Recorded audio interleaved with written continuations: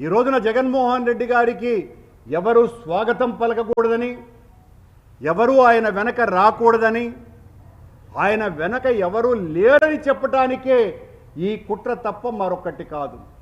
జగన్మోహన్ రెడ్డి ప్రజా రంజక నాయకుడు, 40% పైగా ఓట్లు తెచ్చుకున్నటువంటి నాయకుడు, పేద ప్రజల పక్షాన నిలబడి పోరాడినటువంటి వ్యక్తి.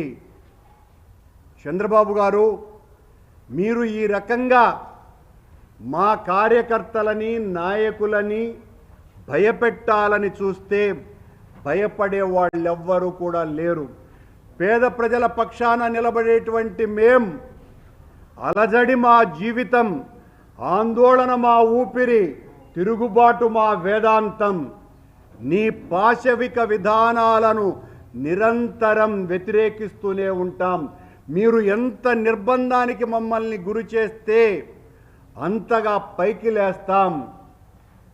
పైకి లేచి ప్రజా గొంతుకను వినిపించి మీ పాపపు పాలన మీద ఖచ్చితంగా ప్రజాభిప్రాయ సేకరణ చేసి ప్రజా ఆందోళనలు చేస్తామని తెలియజేస్తున్నాం.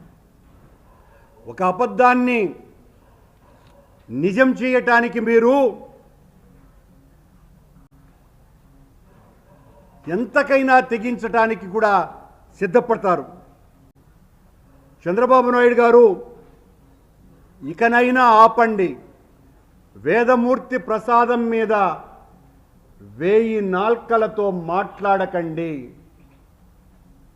వేదమూర్తి ప్రసాదం మీద 1000 నాల్కలతో మాట్లాడకండి. వ్యక్తిగత రాజకీయాలలోకి శక్తిమూర్తిని తీసుకురాకండి.